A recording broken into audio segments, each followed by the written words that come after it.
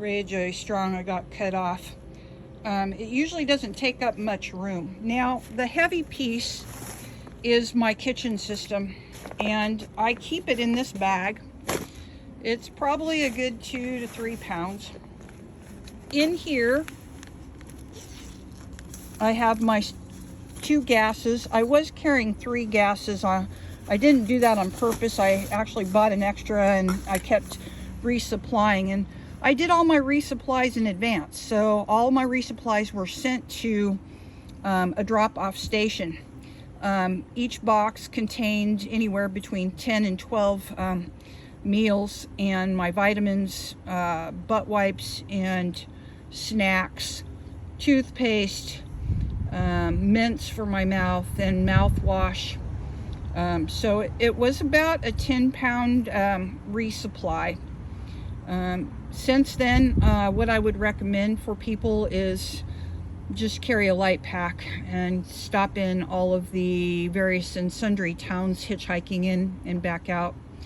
That's what I think the PCTers do, and had I known that that was really a part of the trip, I would have never done resupplies in advance. I would have just went to towns, and that was fun to see the different hiker towns, get your resupply. It works out to be less than, if not the same price as doing something in advance, but it's also lighter. I also had my Trek pillow. This is a blow-up pillow. I need it. If I don't have a pillow system, I don't sleep. And as you know, if you don't sleep, you're tired. My other pillow is this one you were seeing on the back. I had it rolled up. It folds up, rolls up. It doesn't roll up real small, but it is a great neck pillow. And I put it on the back. It hangs on the back here with my tent.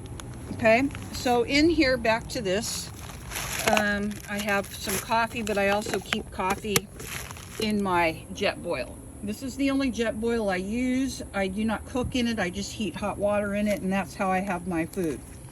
In it, I keep my coffee, generally that, so it doesn't rattle around.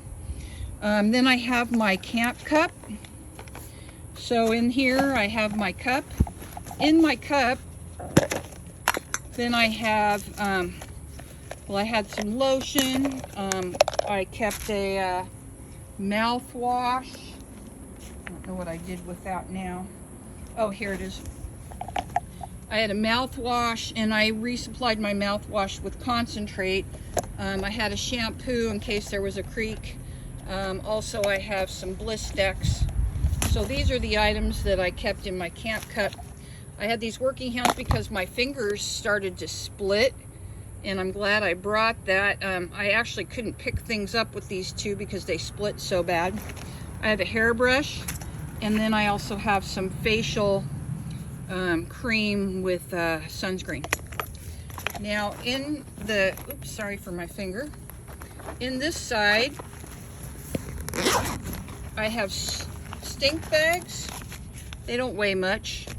My toothpaste and toothbrush, and then I have a spoon and a plastic fork, and there's my toothpaste. So that's what's carried in that black bag that's disintegrating. Up on top, we'll put this off to the side now. This was relatively heavy. It's about 3 pounds. In here, I had, to balance out this is the brain. To balance out the brain, I had sunscreen. I have the pericardium, which I ran out of at Yosemite, and this bin 12. So when I'm hiking, if the mosquitoes attack, I have access to it immediately. I have my immediate water supply with my filter, and I have my snacks. My sunglasses, and an extra pair of glasses. I fell last year and broke my glasses, so I learned that I need an extra pair of glasses because without glasses I can't see. And then I have my hydration, so I don't have to dig through my pack. I have my hydration, my night lamp, and then I have an immediate light first aid kit. So if I need access to first aid right away, I have, you know, my ibuprofen, things for my feet, that kind of stuff. And if I needed, you know, bee sting or stitches, that's in there. That's pretty light. And then in the very top is a little heavy because I carry my extra cell phone in there in case I run out of battery power. So that's what that looks like. Now, I started out in these La Sportiva trail runners, and I got blisters the second day I was on the trail. I walked about 80 miles in them as though on sandpaper. When I got to South Kennedy Meadows, I was instructed to get these topos, and I used blister, and I'll show those to you later, protectors, and I used the topos, and it took about another 2 weeks or so for those blisters to go away, and then I shipped the trail runners. So people say, well, how come you're carrying 2 pairs of shoes? These were my nighttime shoes, and these were my water shoes. These are pretty light. These aren't even half a pound. So I thought, well, let me get some other shoes. So I bought these. Should I go back on the trail, and we'll get rid of those. But funny enough, I'm going to use them for water and land, but they're not much more weight than the 2 of those combined. Then I have my Jesus book. You know, I read scripture. I was instructed to get paper maps.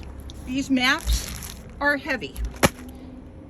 I shipped 1 each time. At one point I had to carry 2. I think it's ridiculous that they tell us to have paper maps because they are not going to keep us on the trail.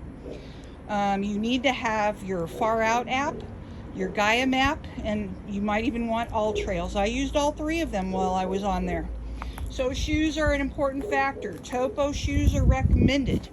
The one thing I can say with these is within 300 miles, they started to fall apart. So I put a call into Topo to see if they would replace them. I used super glue, and I was able to glue that together so that they wouldn't fall apart. But you can see the tread is still pretty good on them. But you may want to expect to have to buy new shoes while you're on the trail. Okay, I'm gonna put this on hold and go through the rest of the pack here in a moment. Talk soon.